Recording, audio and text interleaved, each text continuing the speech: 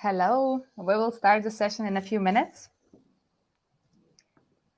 Let's wait for a few more people to join in live. Fantastic.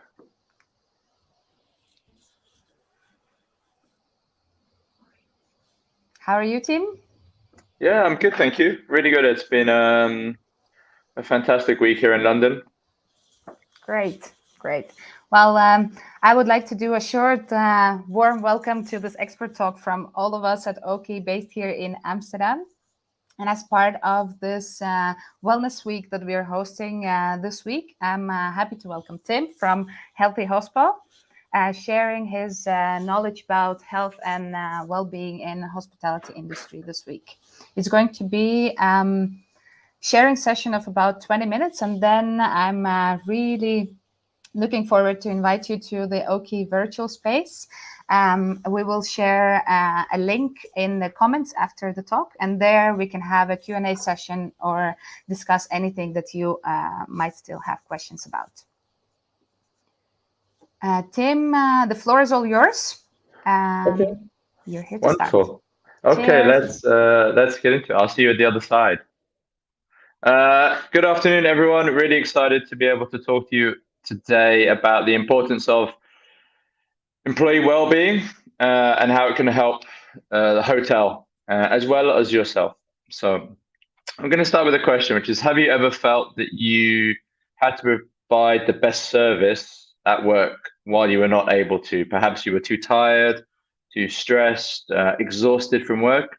But I think that we can all say that we could answer yes to this question. You know, hospitality is an incredibly intense working environment. It's a really amazing and wonderful place to work.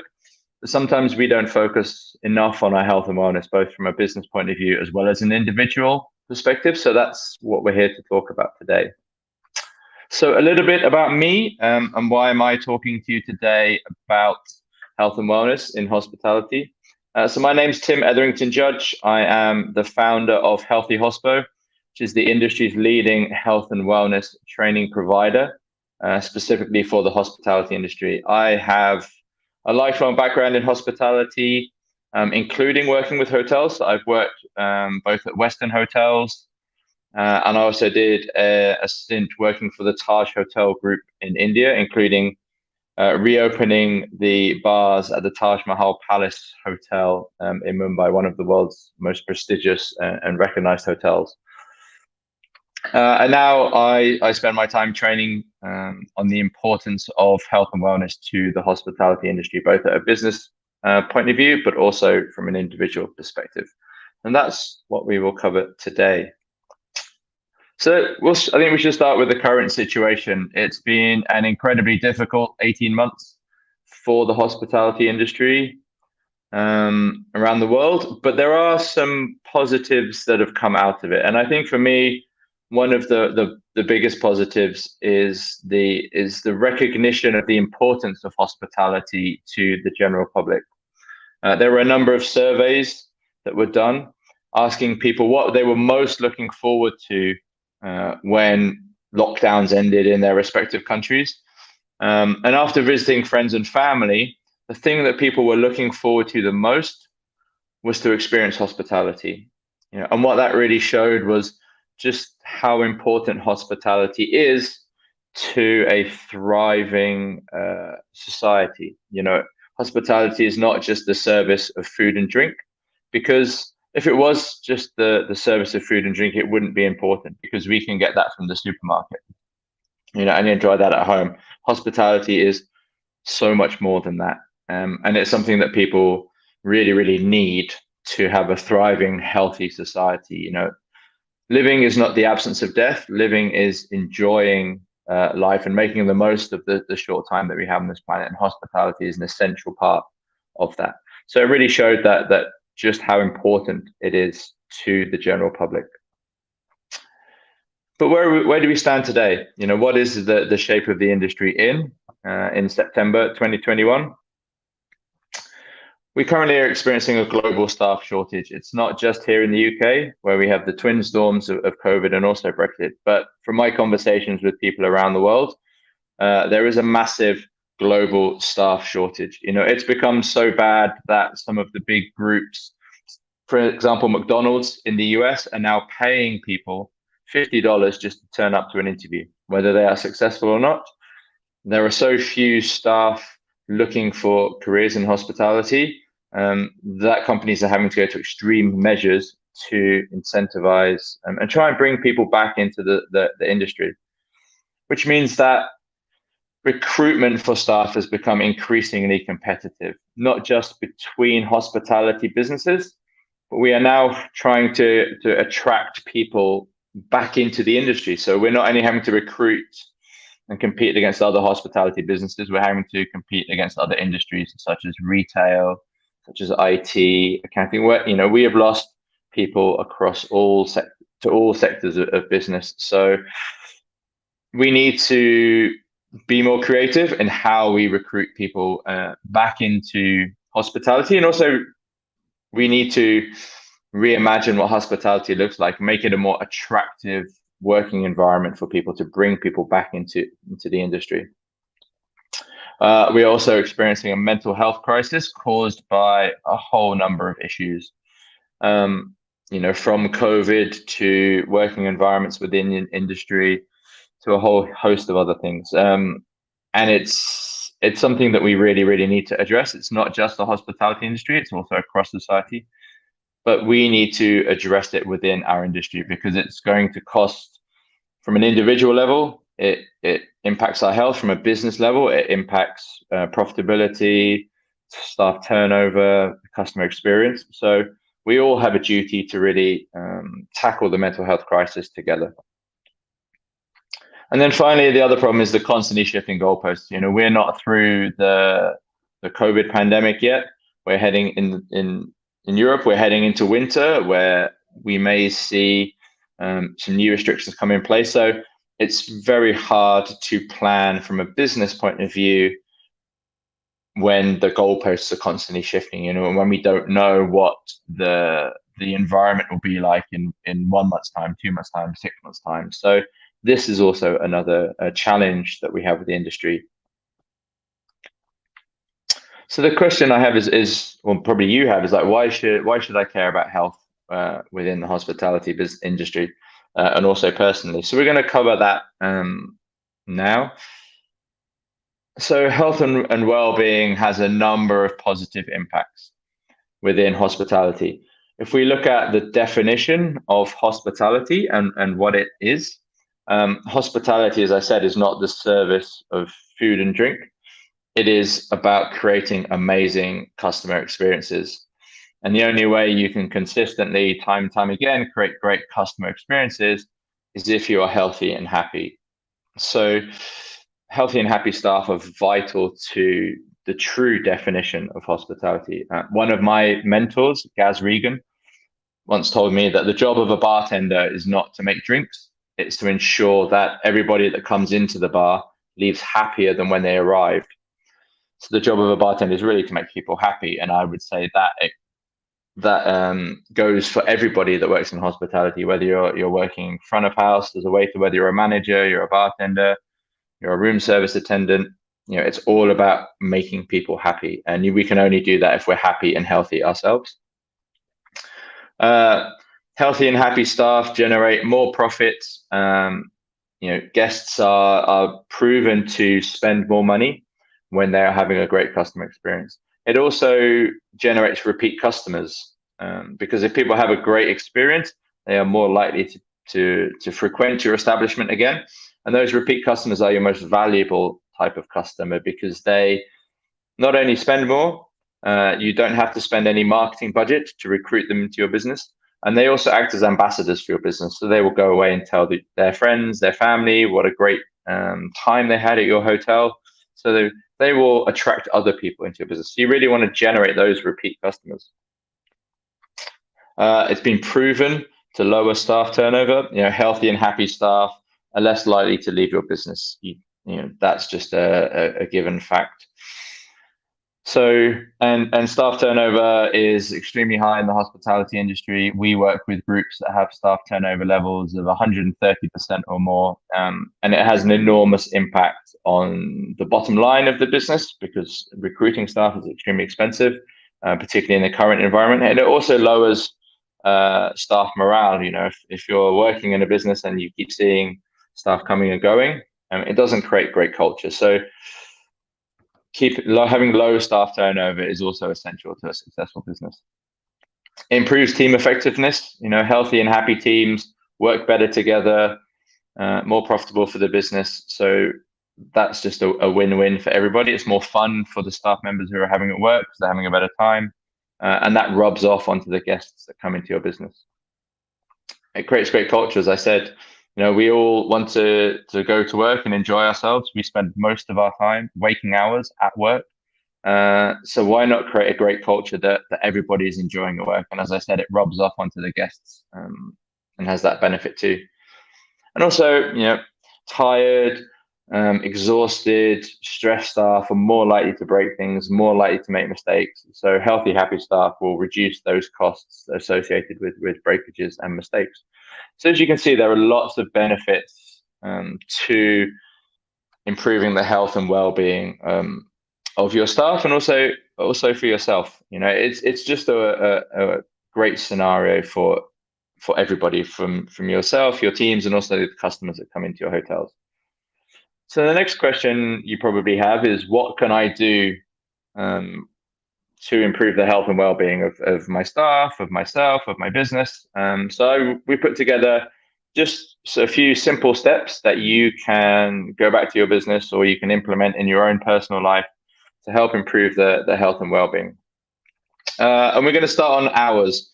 The hospitality industry is famous for its insane hours. You know, it's almost a badge of honor of working too many hours. You know, there's the common joke of, oh, I worked 70 hours this week, and then someone just responds, part-timer. You know, we've celebrated too many hours in our industry for too long. The science says that after 45 hours, productivity drops across all hours worked, and burnout risk increases. So that leads to the premise of less is often more. You know, the days of working 70, 80 hours a week and that being a norm is gone, because what we see is a massive loss in productivity across all hours worked. So reducing the number of hours worked increases productivity, and quite often you will get more performance from your teams. Great thing you can do is to set maximum hours for staff. So one of the groups that we work with here in the UK is called the Hawksmoor Group. Fantastic chain of restaurants across the UK and now also in New York. But what they've done is set a maximum limit of 47 hours per week for staff. And if staff work more than 2 weeks over 47 hours, flagged to senior management.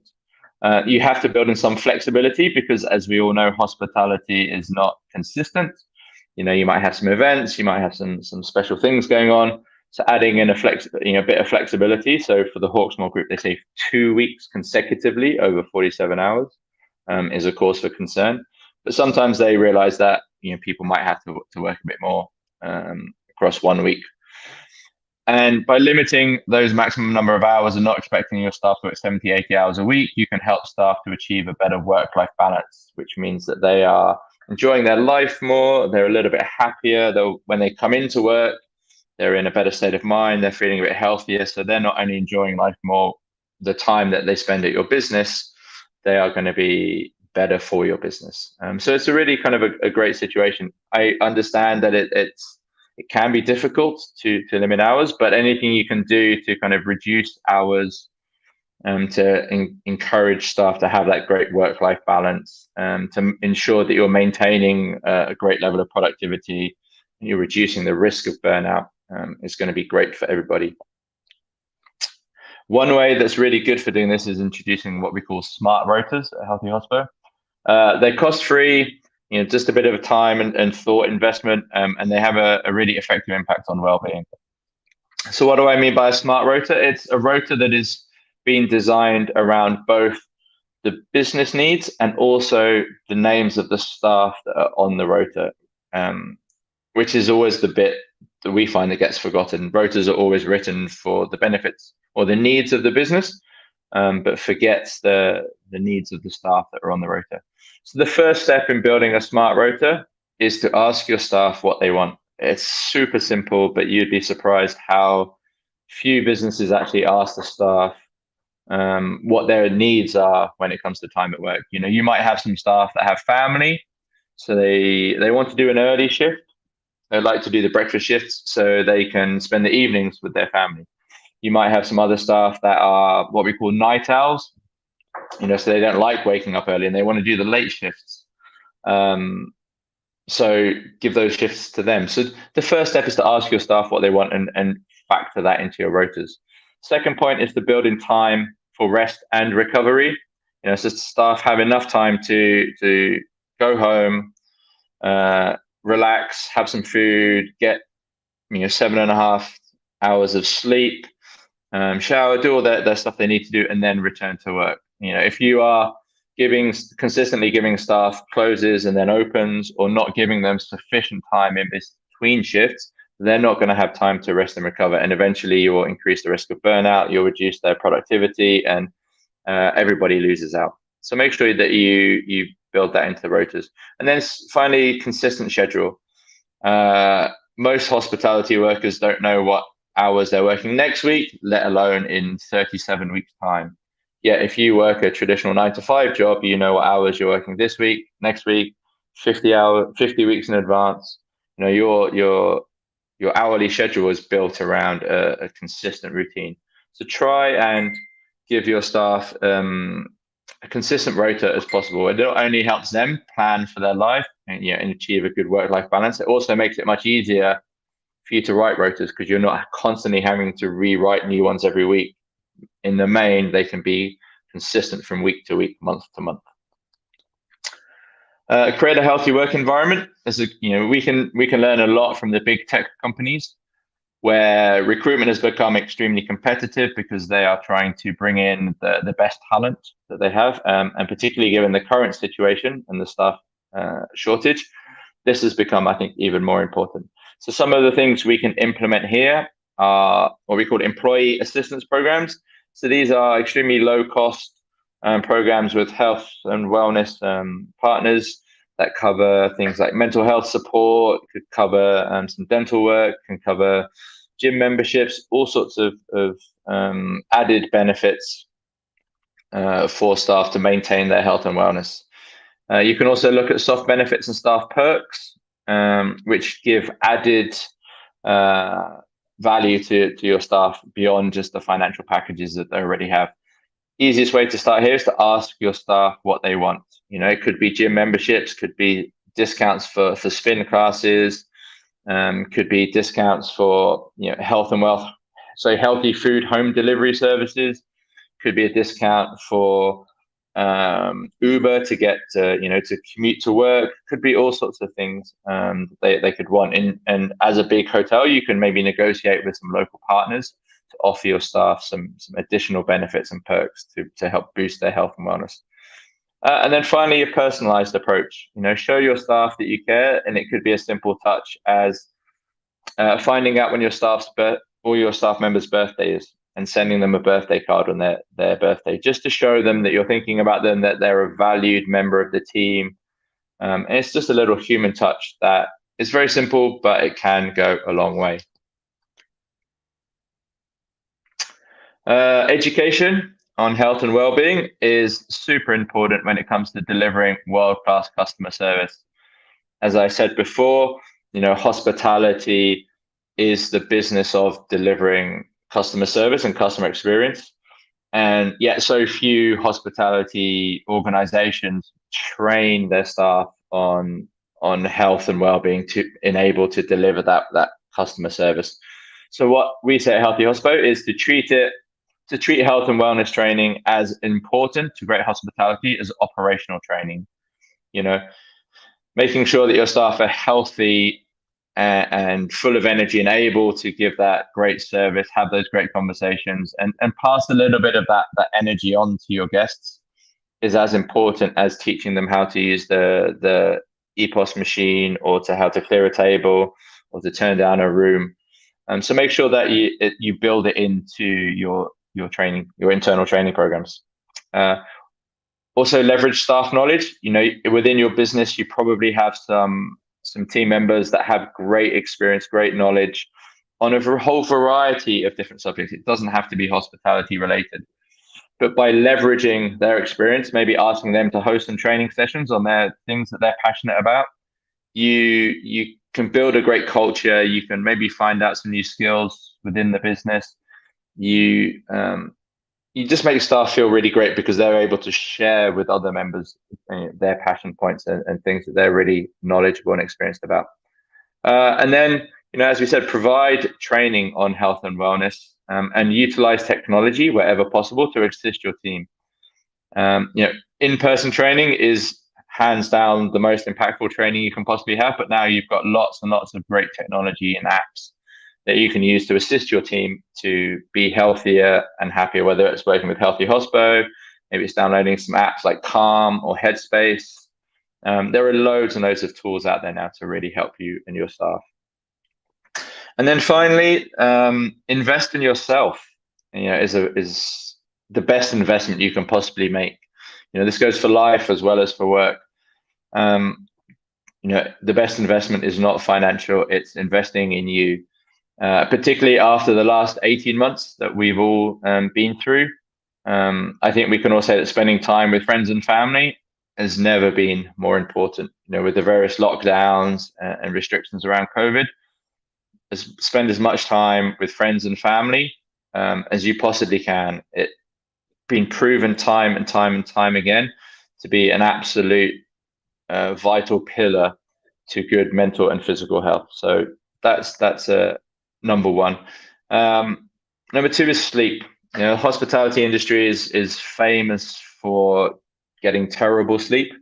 We work outside of our natural circadian rhythms. We have extremely long working hours, as well as the societal pressures against sleep we sleep less now than we ever have done as a species, and it's been proven time and time again that it's having a big impact on our mental and our physical health.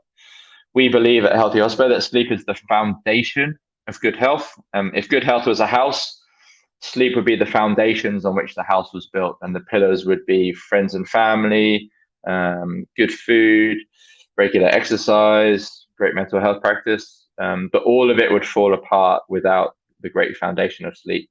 So make sure that you have great sleep habits.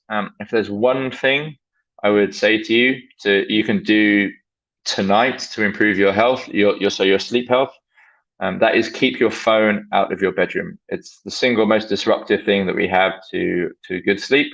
So if you take only one thing from this presentation, go home and experiment with keeping your phone out of your bedroom and see how instantly it improves the quality and quantity of your sleep.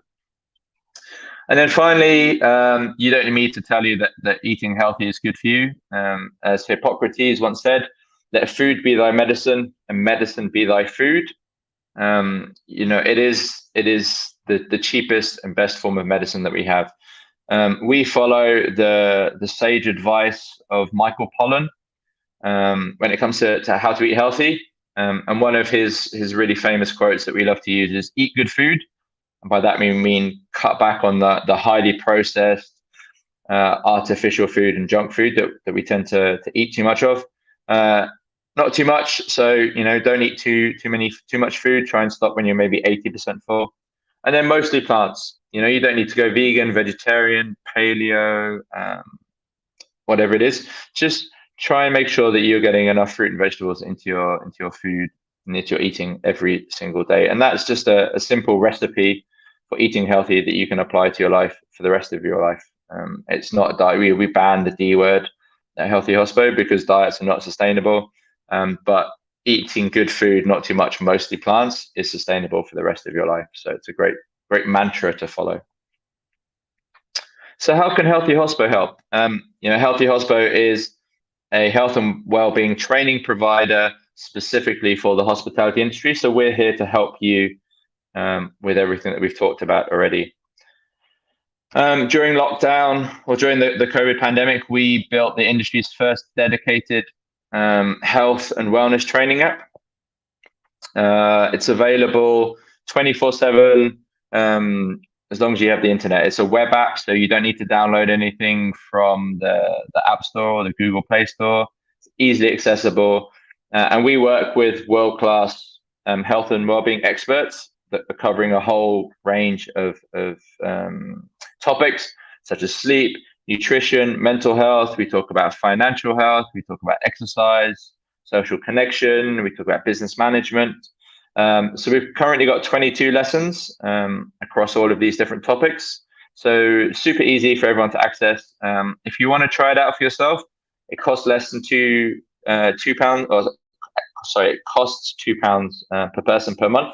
If you just scan the QR code, it will take you to the registration page where you can sign up and you can try it for yourself, and you can access all of that world-class training that we have. And that is a very whistle-stop tour of why health and well-being is important to the hotel industry and also you as an individual. I'm going to stay online for a Q&A. That's the link there. But I think Anastasia is now going to pop back into the call. Thank you, Tim, so much. Really great tips. I'm going to try myself to stay away from my phone after this working day. And thank you for all the tips that can be really, I feel there can be implemented immediately. And thank you everyone for joining, and would love to see you in the virtual space. There's a link, and there's a link also going to be posted in the comments below. If you would like to chat with Tim or with others who attended this talk, please join us there. And if you are watching this video on demand, then don't hesitate to shoot a message to Oki or Healthy Hospo directly. Thank you so much again, Tim, and everyone who joined. That's a pleasure. Thank you, everyone, and we'll see you in the Q&A session. Bye-bye.